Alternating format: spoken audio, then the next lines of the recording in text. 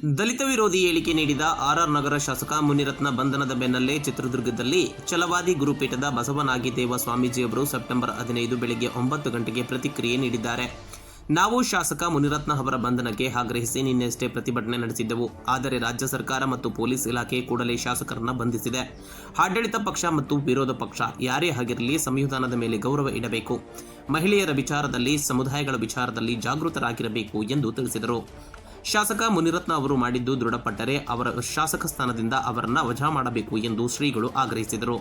ಇನ್ನು ಇದೇ ಸಂದರ್ಭದಲ್ಲಿ ಮಾತನಾಡಿದ ಅವರು, ಇಂತಹ ಮನಸ್ಥಿತಿ ಇರುವ ಯಾವುದೇ ರಾಜಕಾರಣಿಗಳಿಗೆ ಮುನಿರತ್ನ ಅವರ ಪ್ರಕರಣ ಒಂದು ಪಾಠವಾಗಬೇಕು ಎಂದು ತಿಳಿಸಿದರು.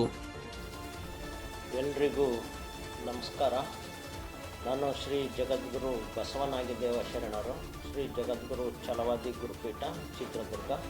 ಮುನಿರತ್ನ ಆರ್ ನಗರದ ಶಾಸಕರನ್ನು ಅರೆಸ್ಟ್ ಮಾಡಬೇಕು, ಅವರು ಶಾಸಕ ಸ್ಥಾನದಿಂದ ವಜಾಗೊಳಿಸಬೇಕು ಅನ್ನೋಂಥ ಕೆಲವು ಒತ್ತಾಯಗಳನ್ನು ಇಟ್ಕೊಂಡು ಆಗ್ರಹ ಮಾಡಲಾಗಿತ್ತು. ಹಾಗಾಗಿ ಇವತ್ತು ಸಂಜೆ ಅಷ್ಟೊತ್ತಿಗೆ ನಾವು ಪ್ರತಿಭಟನೆಯನ್ನು ಮಾಡಿದ 2-3 ಗಂಟೆ ಒಳಗಡೆ ಶಾಸಕರನ್ನು ಬಂಧಿಸಿರ್ತಕ್ಕಂಥದ್ದು ನಾವು ಪೊಲೀಸ್ ಇಲಾಖೆಗೆ ಮತ್ತು ಸರ್ಕಾರಕ್ಕೆ ನಾವು ಹೃತ್ಪೂರ್ವಕವಾದಂಥ ಅಭಿನಂದನೆಯನ್ನು, ಧನ್ಯವಾದಗಳನ್ನು ಹೇಳ್ತೇನೆ. ಇದನ್ನು ನಾನು ಯಾವುದೇ ಜಾತಿಯ ಹಿನ್ನೆಲೆಯಿಂದ ಅಥವಾ ಇನ್ಯಾವುದೇ ರಾಗದ್ವೇಷದಿಂದ ಹೇಳೋದಿಲ್ಲ.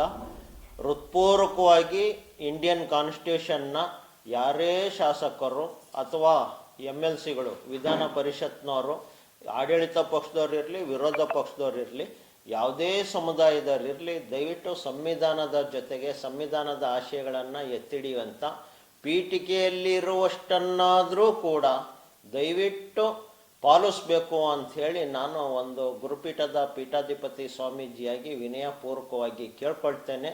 ಹೆಣ್ಣು ಮಕ್ಕಳ ವಿಚಾರದಿಂದ ಹಿಡಿದು ಒಂದು ಸಮುದಾಯದ ಹಿತಾಸಕ್ತಿಯನ್ನು ಕಾಪಾಡುವಂಥ ಹಿನ್ನೆಲೆಯಲ್ಲಿ ಅವರು ಬರಲೇಬೇಕು ಅಂತ ಆಗ್ರಹಿಸ್ತೇನೆ.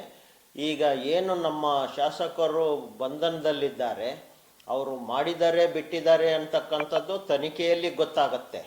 ಹಾಗೇನಾದರೂ ಮಾಡಿದ್ದಾರೆ ಅನ್ನೋ ಅಂಥದ್ದೇ ದೃಢಪಡ್ತು ಅಂತಂದರೆ ಅವರನ್ನು ಶಾಸಕ ಸ್ಥಾನದಿಂದ ವಜಾಗೊಳಿಸಬೇಕು ಅನ್ನೋಂಥ ಹೋರಾಟಕ್ಕೆ ನಾವು ಕಟಿಬದ್ಧರಾಗಿದ್ದೇವೆ.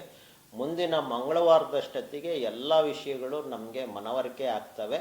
ಆವಾಗ ನಾವು ಇಡೀ ರಾಜ್ಯದಾದ್ಯಂತ ಇದಕ್ಕೆ ಇನ್ನು ಮುಂದೆ ಈ ಥರದ ಮನಸ್ಥಿತಿಯರು ಯಾವುದೇ ರಾಜಕಾರಣಿಗಳು ಯಾವುದೇ ಹುದ್ದೆಯಲ್ಲಿ ಆಡಳಿತದಲ್ಲಾದರೂ ಇರಲಿ, ವಿರೋಧ ಪಕ್ಷದಲ್ಲಾದರೂ ಇರಲಿ, ಯಾವುದೇ ಥರದಲ್ಲಿ ಇದ್ದರೂ ಸಮೇತ ಅಂಥವರಿಗೆ ಇದು ಪಾಠ ಆಗುತ್ತೆ, ಮಾದರಿ ಆಗುತ್ತೆ. ಇಂಥ ಒಂದು ಅವಕಾಶ ಸಂವಿಧಾನ ಪೂರ್ವಕವಾಗಿ ನಮಗೆ ನಮ್ಮ ಗುರುಪೀಠಕ್ಕೆ ಸಿಕ್ಕಿದ್ದಕ್ಕೆ ನಾವು ಭಾಗ್ಯಶಾಲಿಗಳು ಇಂಥ ಹೋರಾಟದಲ್ಲಿ ಅಂತ ಹೇಳಲಿಕ್ಕೆ ಇಷ್ಟಪಡ್ತೇನೆ. ಹಾಗಾಗಿ ಜೈ ಇಂಡಿಯನ್ ಕಾನ್ಸ್ಟಿಟ್ಯೂಷನ್, ಜೈ ಅಂಬೇಡ್ಕರ್ ಅಂತ ಹೇಳಲಿಕ್ಕೆ ಇಷ್ಟಪಡ್ತೇನೆ. ಎಲ್ಲರೂ ಸಂವಿಧಾನ, ಕಾನೂನು ಸುವ್ಯವಸ್ಥೆ ಜೊತೆಗೆ ಇರೋಣ ಅಂತಕ್ಕಂಥ ಮಾತಿಗೆ ನಾನು ಎಲ್ಲರನ್ನೂ ಸಂವಿಧಾನ ಪ್ರೀತಿಸುವ, ಗೌರವಿಸುವ ಎಲ್ಲರನ್ನೂ ಕೂಡ ನಾನು ಈ ಹೋರಾಟಕ್ಕೆ ಕರೆ ಕೊಡ್ತೇನೆ. ಈಗ ಇವರಾಗಲೇ ವರ್ತನೆ ಮಾಡಿ ಆರೋಪಕ್ಕೆ ಗುರಿಯಾಗ್ಬಿಟ್ಟಿದ್ದಾರೆ. ಇಂಥ ವರ್ತನೆ ಮಾಡಿದ್ರೆ ಏನಾಗುತ್ತೆ ಅನ್ನೋ ಅಂಥದ್ದು ಈವರೆಗೂ ಕೂಡ ಯಾರೂ ಆ ಮಟ್ಟದ ಇದಕ್ಕೆ ತಂದಿರಲಿಲ್ಲ. ಈಗ ನಾವು ತಾರ್ಕಿಕ ಅಂತ್ಯಕ್ಕೆ ತಗೊಂಡೋಗೋದ್ರಲ್ಲಿ ಯಾವುದೇ ಅನುಮಾನ ಇಲ್ಲ. ಇದು ಜನಪ್ರತಿನಿಧಿ ಕಾಯ್ದೆ ಏನು ಹೇಳ್ತಾ ಇದೆ ಅದಕ್ಕೆ ಅವರು ಗುರಿಯಾಗೋದ್ರಲ್ಲಿ ಯಾವುದೇ ಅನುಮಾನ ಇಲ್ಲ.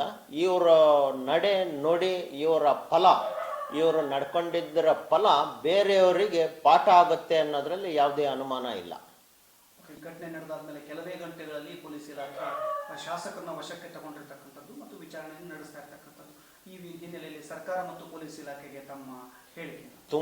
ತುಂಬ ಆಭಾರಿ ಮತ್ತು ಅಭಿನಂದನೆಗಳನ್ನು ಹೇಳ್ತೇನೆ. ಪರಿಶಿಷ್ಟರ ಹಿತಾಸಕ್ತಿಗೆ, ಸಂವಿಧಾನದ ಹಿತಾಸಕ್ತಿಗೆ ಸ್ಪಂದಿಸೋದಕ್ಕೆ ನಾನು ಹ್ಯಾಟ್ಸ್ ಆಫ್ ಹೇಳ್ತೇನೆ. ವೈಯಕ್ತಿಕವಾಗಿ ಮುಖ್ಯಮಂತ್ರಿ ಸಿದ್ದರಾಮಯ್ಯನವರಿಗೆ ಮತ್ತು ಗೃಹ ಸಚಿವರಿಗೆ ಅಭಿನಂದನೆಯನ್ನು ಹೇಳ್ತೇನೆ. ಪೊಲೀಸ್ ಇಲಾಖೆಗೂ ಕೂಡ ನಾನು ಅಭಿನಂದನೆಯನ್ನು ಹೇಳ್ತೇನೆ.